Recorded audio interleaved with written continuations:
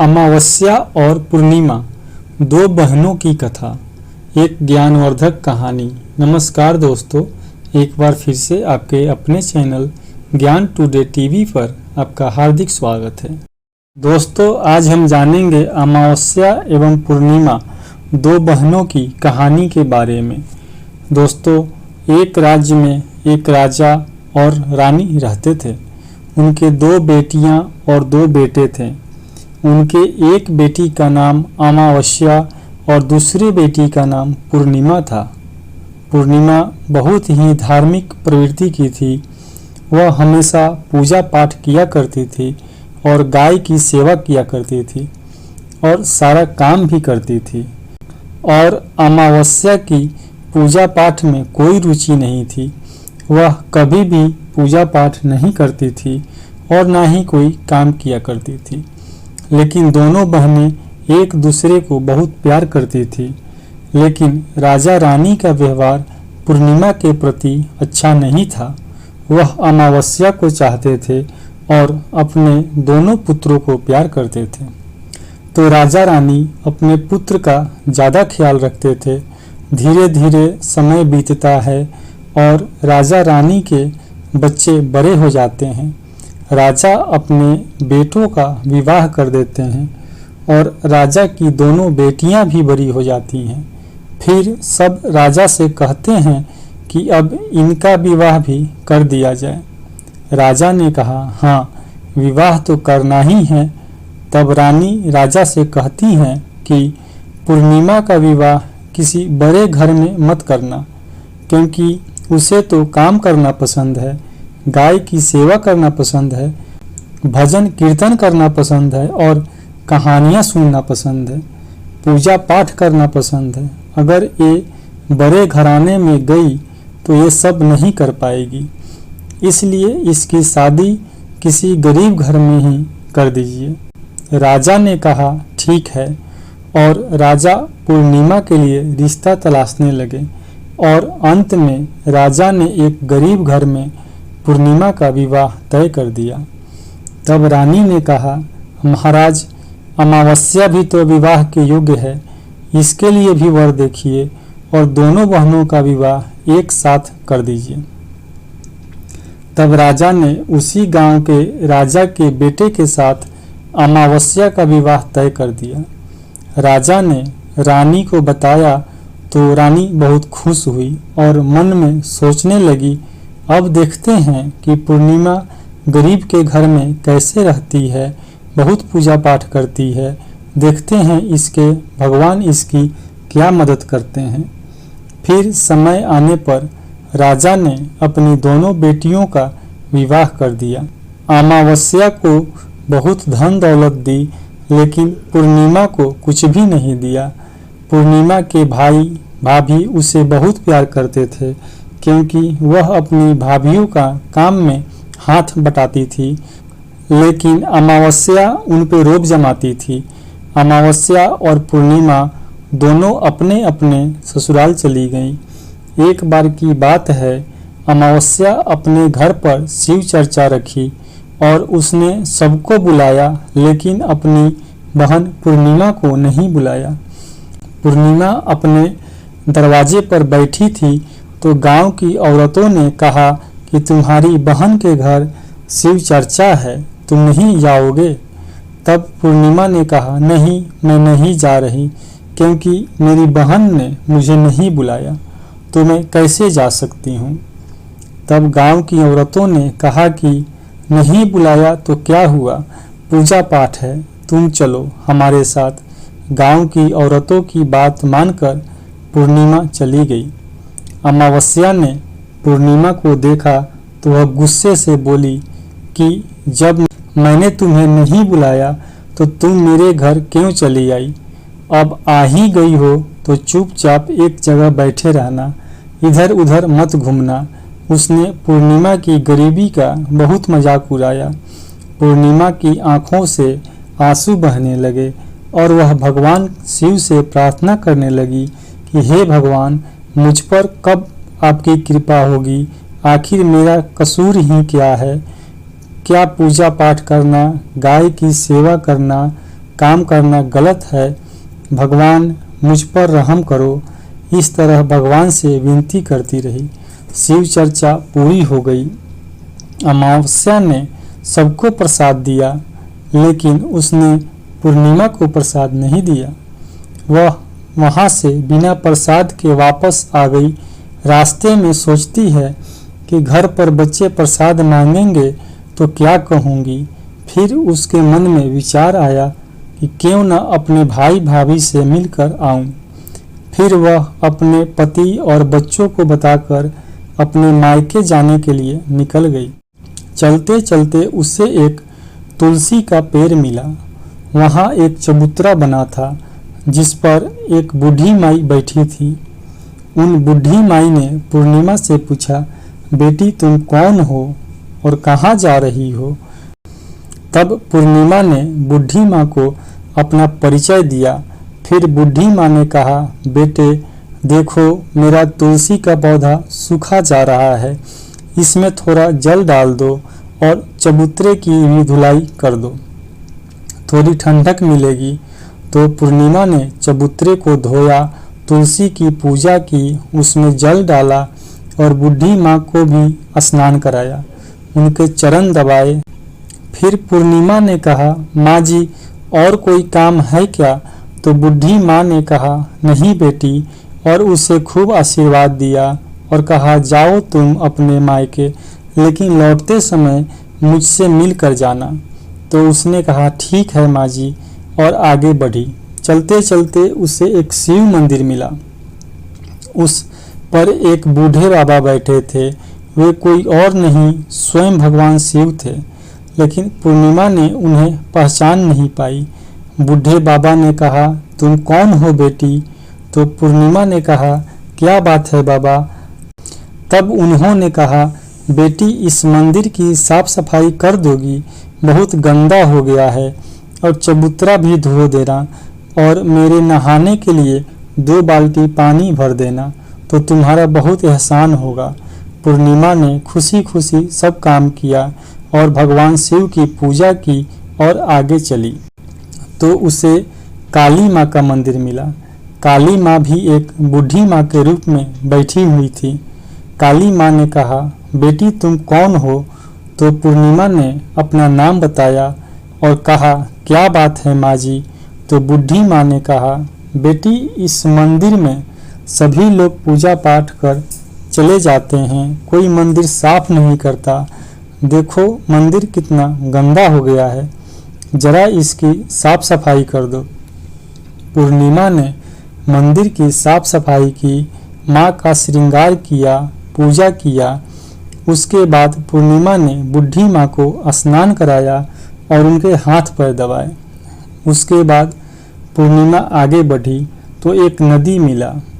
वहाँ भी एक बूढ़ी माँ बैठी थी। वो बूढ़ी माँ कोई और नहीं बल्कि गंगा मैया थी।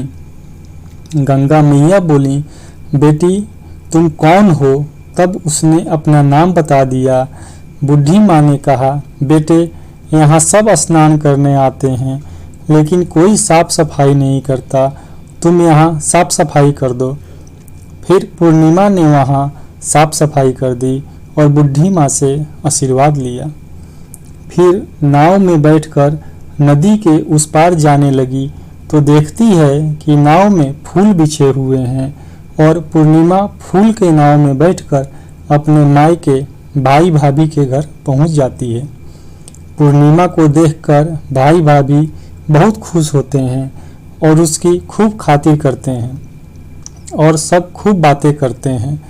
पूर्णिमा सुबह जाने को तैयार हुई तो भाभी ने लाल साड़ी दी और कहा, ननद जी ये साड़ी पहन लो और हाँ जल्दी जल्दी आया करो, बहुत दिनों के बाद आती हो। तब ननद ने कहा, ठीक है भाभी, आप जब भी बुलाओगी मैं आऊँगी।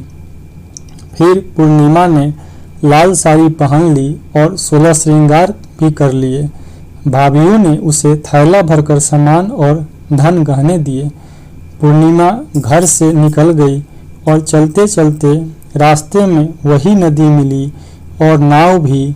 नाव में बैठकर नदी के उस पार पहुंची तो वहां बूढ़ी माँ मिली, जो कोई और नहीं बल्कि गंगा मैया थी। बूढ़ी माँ पूर्णिमा को देखकर बोली, बेटी आ गई अपने मायके से? पूर्णिमा बोली, हाँ माँ जी। तब बूढ़ी माँ ने एक थैला दिया और बोली, इसे ले जाओ अपने साथ। मैं कहाँ रखूँगी, ये बहुत भारी है, और हाँ, इसे रास्ते में मत खोलना, इसे घर जाकर ही खोलना। पूर्णिमा ने कहा, ठीक है माँ जी। पूर्णिमा वहाँ से चल दी। आगे जाकर काली माँ का मंदिर मिला। वहाँ भी एक बूढ़ी माँ थी। उन्होंने भी पूर्णिमा को एक थैला दिया और अब उसके पास 3 थैले हो गए। फिर कुछ आगे बढ़ी तो एक शिव मंदिर मिला। वहाँ भगवान भोले बाबा के रूप में बैठे थे। उन्होंने भी उसे एक थैला दिया। वह लेकर पूर्णिमा आगे बढ़ी तो तुलसी माँ मिली। उन्होंने भी एक थैला दे दिया। पूर्णिमा अब अपने घर पहुँच गई और वह सबसे पहले अपने मायके का थैला खोला। उसमें खाने पीने की चीज़ें थीं और कपड़े थी। उसने खाने पीने की चीज़ें और कपड़े अपने बच्चों को दे दिए तो बच्चे उन कपड़ों को पहनकर बहुत खुश हुए। पूर्णिमा ने दूसरा थैला खोला जो गंगा माँ ने दिया था। उसे खोला तो उसमें सोना चांदी भरा था। तीसरा थैला जो काली माँ ने दिया था उसमें 16 श्रृंगार भरा था। चौथा थैला जो भगवान शिव का था उसमें सब खुशियाँ थीं, धन संपत्ति सब कुछ था। पांचवा थैला तुलसी माँ का था। उसे खोला तो उसमें चावल गेहूँ सब भरा हुआ था। अब पूर्णिमा के घर किसी प्रकार की कोई कमी नहीं थी। धन संपत्ति अन्न भंडार से उसका घर भर गया। पूर्णिमा खुशी खुशी रहने लगी। एक दिन पूर्णिमा ने सोचा, क्यों न मैं अपने घर में शिव चर्चा करवाऊं। फिर पूर्णिमा ने शिव चर्चा रखी। उसमें सबको बुलाया। वह अपने बहन के घर भी गई बुलावा देने। जब अमावस्या बहन के घर शिव चर्चा में आई तो उसने घर में धन दौलत देखकर आश्चर्यचकित रह गई। फिर अमावस्या ने पूछा कि तुम्हारे घर में इतना धन दौलत कैसे हो गया। तब पूर्णिमा ने कहा, देखो बहन, तुमने शिव चर्चा में मुझे नहीं बुलाया, फिर भी मैं बिना बुलाए तुम्हारे घर गई, लेकिन तुमने मुझे प्रसाद नहीं दिया। फिर तुम्हारे घर से आने के बाद मैं मायके चली गई। फिर सब बात उसने अमावस्या को बता दिया। फिर अमावस्या ने कहा, मैं भी जाऊंगी मायके, तुम भी मुझे डांटो और प्रसाद भी मत देना। लेकिन पूर्णिमा ने कहा, भगवान का प्रसाद है, मैं तो सबको दूंगी। लेकिन अमावस्या ने प्रसाद नहीं लिया और अपने घर जाकर बच्चों से कहकर अपने मायके के लिए चल दी। चलते चलते तुलसी माँ मिली। उन्होंने कहा, बेटी यह चबूतरा धो दो और तुलसी में पानी डाल दो। तो अमावस्या कहती है, हे बुढ़िया, मैंने इतनी महंगी साड़ी पहनी है, ये गंदी हो जाएगी, मैं कुछ नहीं करूँगी। आगे चलकर भगवान शिव मिले तो उनसे भी उसने ऐसे ही कह दिया। उससे आगे बढ़ी तो काली माँ मिली। उसे भी उसने यही कह दिया। आगे गंगा मैया मिली। उनसे भी ऐसे ही कह दिया। फिर वह नाव में बैठी तो नाव में कांटे थे जो उसके पैर में चुभ गए। फिर वह मायके पहुंच गई। जब उनकी भाभियों ने देखा तो कहा, यह कहाँ से आ गई? अरे पूर्णिमा के पास तो कुछ नहीं था, इसलिए उसे सब कुछ दिया, लेकिन यह यहाँ क्यों आई है? कोई बात नहीं, अब आ ही गई है तो बैठो, यह तो कुछ काम करवाएगी नहीं। बेचारी पूर्णिमा तो सारा काम करवाती है। अमावस्या खाना खाकर सो गई। सुबह हुई तो अमावस्या ने कहा, भाभी हम जा रहे हैं। तो भाभी ने कहा, ठीक है। तब अमावस्या ने कहा, भाभी पूर्णिमा को तो आपने थैला दिया, मुझे कुछ नहीं। तो भाभी ने कहा, जाओ तुम्हारे घर पहुंच जाएगा। आगे बढ़ी तो गंगा मैया मिली। बोली, मायके से आ गई बेटी, तो उसने कहा, मुझे कुछ नहीं दोगी गंगा मैया?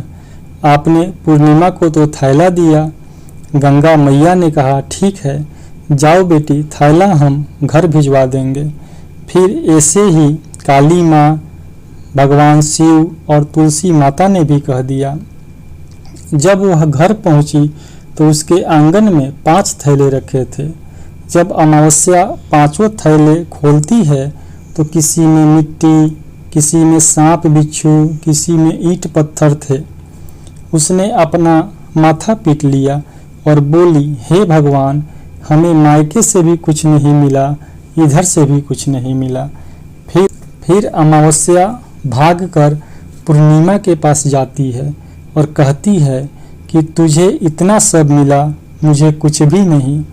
तब पूर्णिमा ने कहा, मैं मायके जाती हूँ तो भाभीयों के साथ काम करवाती हूँ और तुमने तो भाभी की कभी भी मदद ही नहीं की, तो भाभी तुमको क्या देगी?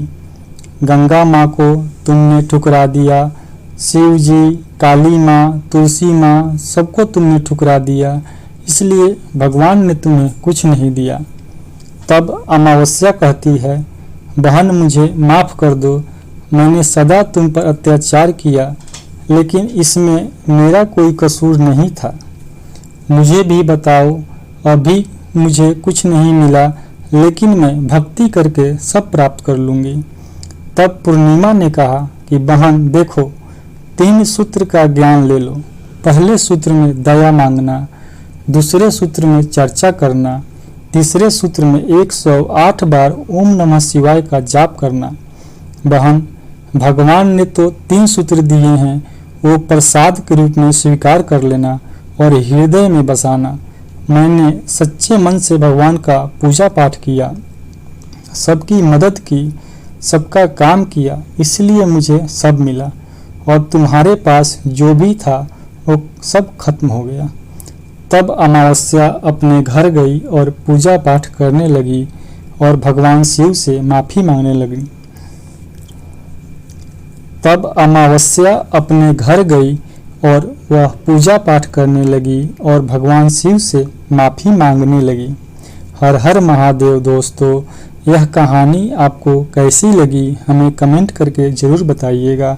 अगर अभी तक आपने हमारे चैनल को सब्सक्राइब नहीं किया है तो सब्सक्राइब जरूर करिएगा और कमेंट बॉक्स में हर हर महादेव जरूर लिखिएगा। धन्यवाद।